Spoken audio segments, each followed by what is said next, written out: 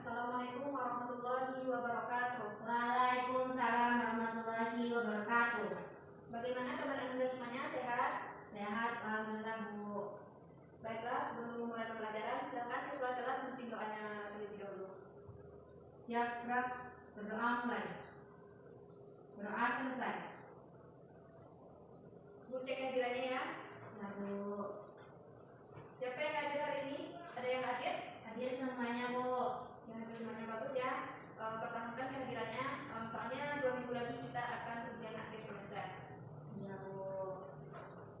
Baiklah, sebelum memulai pembelajaran, silakan mejanya dirapikan dulu. Itu masih kursinya masih berantakan. Mejanya silakan luruskan sama teman di depan. Dan juga sampah-sampah tolong dibuang dulu agar proses pembelajaran kita terasa lebih nyaman. Nah, sudah selesai? Ya Bu. Nah, baiklah, kemarin materi kita sudah selesai ya. Bab yang kemarin itu tentang magnet. Sekarang kita masuk ke materi baru, yaitu tentang teori relativitas. Sudah pernah belajar teori relativitas ini sebelumnya? Belum Bu. Belum ya? Belum ada di SMP, belum ada ini. Terus sekarang Anda belajar tentang teori relativitas. Tujuan pembelajaran yang harus kita capai dalam materi ini yang pertama yaitu siswa mampu menjelaskan tentang teori relativitas khusus dan teori relativitas umum. Yang kedua yaitu mampu memahami rumus-rumus relativitas Einstein. Yang ketiga itu mampu menyelesaikan contoh soal yang berkaitan dengan relativitas. Hari ini pelajaran kita yaitu tentang teori relativitas.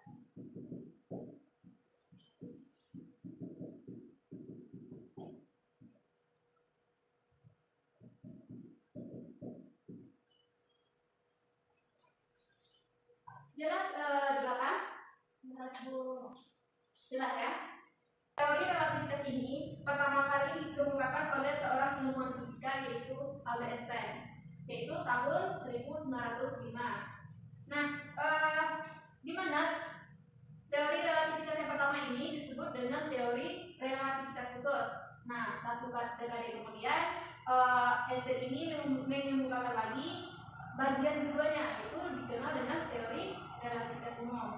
Teori relativitas ini membicarakan 3 hukum-hukum fisika. Yang pertama itu tidak ada hal mutlak yang dapat dijadikan referensi dan kerangka acuan dalam menentukan sesuatu, termasuk saat mengukur kecepatan, momentum, dan perjalanan waktu yang dialami oleh sebuah benda karena selalu ada yang mempengaruhi kondisi-kondisi benda tersebut. Yang kedua, kecepatan cahayanya selalu sama, terlepas dari siapa atau seberapa cepat orang tersebut mengukurnya. Yang ketiga itu tidak ada yang lebih cepat dari kecepatan cahaya. Nah, dari ketiga hukum yang terdapat dalam relativitas ini sangat banyak penerapannya dalam kehidupan sehari-hari. Anda pernah melihat emas? Nah Bu. Nah, kasih lagi kan? Ya. Nah, emas itu warnanya kuning mengkilau. Ini termasuk salah satu contoh penerapan dari teori relativitas. Izin tanya Bu. Ya, silakan, Mira. Kenapa emas itu termasuk dalam salah satu contoh dari teori relativitas tersebut? Ya, kenapa emas itu termasuk ke salah satu contoh penerapan relativitas? Nah, karena pada emas itu ada efek relativitas pada elektron emas, di mana itu adalah salah satu alasan kenapa logam itu tidak mudah berkarat dan sangat sulit untuk bereaksi dengan segala sesuatu. Nah, pada emas ini juga hanya terdapat 1 elektron pada kulit terluarnya. Namun emas ini tidak seaktif kalium atau litium. Namun sebaliknya elektron pada emas ini lebih berat daripada yang elektron yang seharusnya dan lebih dekat dengan inti atom. Nah, karena itulah emas ini termasuk ke salah satu contoh penerapan dari teori relativitas. Paham? Paham Bu. Paham. Baik. Sekarang kita masuk ke teori yang pertama dikemukakan oleh Einstein, yaitu teori relativitas khusus. Nah, pada teori relativitas khusus ini mengacu pada 2 konsep. Yang pertama itu hukum fisika berlaku untuk setiap objek dalam semua kerangka acuan yang bergerak dengan kecepatan tetap terhadap hal yang lain. Itu artinya gimana? Bentuk persamaan fisika akan selalu sama walaupun diamati dalam keadaan bergerak. Yang kedua itu kelajuan cahaya dalam ruang hampa selalu sama untuk semua pengamat dan tidak bergantung pada sumber cahaya maupun pengamatnya. Di sini Einstein menunjukkan bahwa tidak ada benda bermassa yang dapat menempuh menyamai kecepatan cahaya. Nah, itulah dua konsep mengenai teori relativitas khusus. Apakah paham? Paham, Bu. Itu siapa tuh yang tidur-tidur di belakang? Tolong Asna bangunkan temannya. Ya, nggak ada yang tidur lagi ya. Hari masih sebentar lagi kita akan istirahat, akan sholat. Jadi fokus dulu belajarnya. Ya, Bu. Yang lain juga nggak ada yang tidur-tiduran dan nggak ada yang diskusi sama teman. Baik, kita lanjutkan. Jika sudah paham mengenai teori relativitas khusus, kita masuk ke relativitas umum. Nah, untuk teori relativitas umum ini disebut dengan teori gravitasi. Nah, kenapa demikian? Karena pada pernyataan Newton, gravitasi merupakan gaya yang tidak tampak yang menarik suatu objek dengan objek yang lain. Nah, namun pada teori relativitas umum ini berbeda. Nah, gravitasi merupakan kelengkungan ruang hampa yang diakibatkan oleh massa suatu benda. Nah, di mana semakin besar massanya, maka kelengkungan ruang waktunya itu akan semakin besar juga. Bu, izin bertanya, Bu. Ya, silakan ya. Lalu ada nggak, Bu, efek dari kelengkungan tersebut, Bu? Ya, bagus sekali pertanyaannya. Efek dari kelengkungan ruang waktu ini ada. Tadi sudah dijelaskan di mana semakin besar massa benda, maka yang kelengkungan yang ditimbulkan akan semakin besar. Nah, itu akan berefek kepada waktu, di mana semakin besar gravitasi, maka waktu akan berjalan semakin lambat di lingkungan ruang waktu tersebut. Paham? Paham, Bu. Nah, untuk lebih pahamnya silahkan lihat gambar ini. Nah, di sini Anda dapat melihat ini adalah massanya, itu adalah massanya, dan itu adalah kelengkungan yang ditimbulkan oleh massanya. Jika awalnya massanya kecil, setelah diberikan massa yang lebih besar, maka kelengkungan yang terjadi juga akan semakin besar. Nah, paham? Paham, Bu.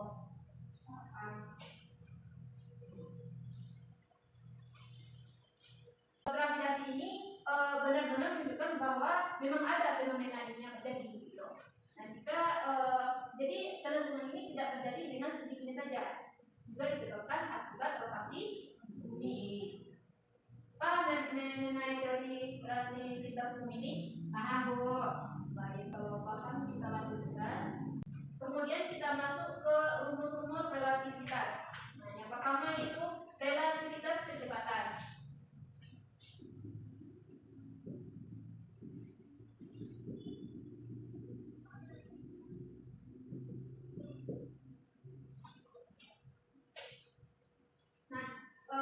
Pada relativitas kecepatan ini kita dapat mengetahui laju objek satu terhadap objek dua jika kita mengetahui laju objek lain. Objek lain di sini maksudnya adalah objek yang ketiga terhadap objek dua, dan laju objek satu terhadap objek tiga yang dinyatakan dengan rumus V sama dengan V1 ditambah V2 per 1 ditambah V1 kali V2 per C.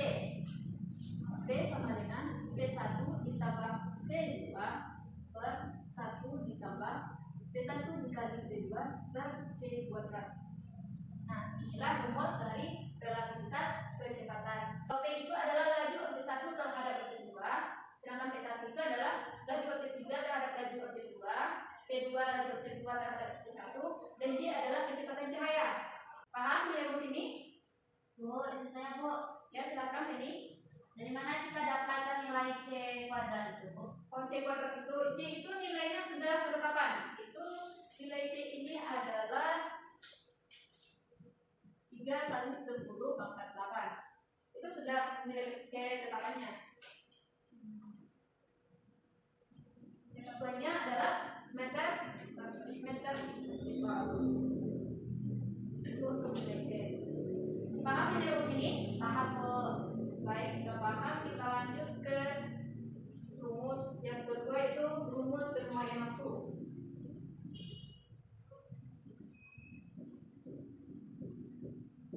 Karena ruang dan waktu tidak konstan, maka selang waktu yang diamati oleh pengamat yang diam dengan selang waktu yang diamati oleh pengamat yang bergerak dengan kecepatan v adalah tidak sama.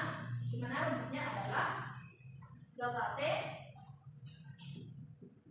t sama dengan delta t0 per akar dari 1 dikurang v kuadrat per c kuadrat. Ini adalah waktu saat pengamat diam, dan ini saat delta t adalah waktu saat pengamat bergerak, dan delta t0 ini adalah waktu saat pengamat diam. Yang ketiga yaitu kontraksi Lorentz.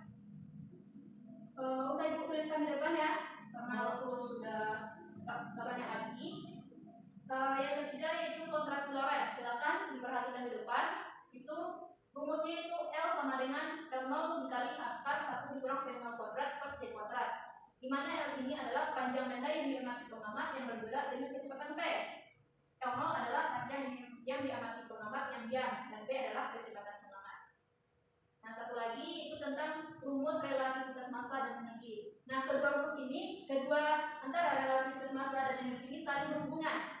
Karena untuk massa, rumusnya itu M sama dengan M0 per akar 1 dikurang V0 per V kuadrat per C kuadrat, di mana M ini adalah massa benda yang diamati pengamat. Nah, sedangkan untuk energinya, rumusnya itu M0 per akar 1 dikurang V kuadrat per C kuadrat dikurang M0 dikali C kuadrat. Nah, ini untuk rumus energinya. Sedangkan untuk E totalnya, itu M0 ditambah EK. Untuk E itu rumusnya adalah M dikali C kuadrat. Paham? Paham, Bu. Nah, jadi di sini untuk relativitas khusus, massa dan energinya itu saling berhubungan atau dapat dikatakan setara. Sampai di sini paham? Paham, Bu. Baiklah, karena waktu kita tinggal 3 menit lagi, untuk yang selanjutnya itu tentang contoh-contoh soal. Karena waktu kita sudah habis, kita lanjutkan minggu depan. Silakan dipelajari di rumah, ibu kasih saja tugas. Di bawah ada guysnya? Bawah, Bu.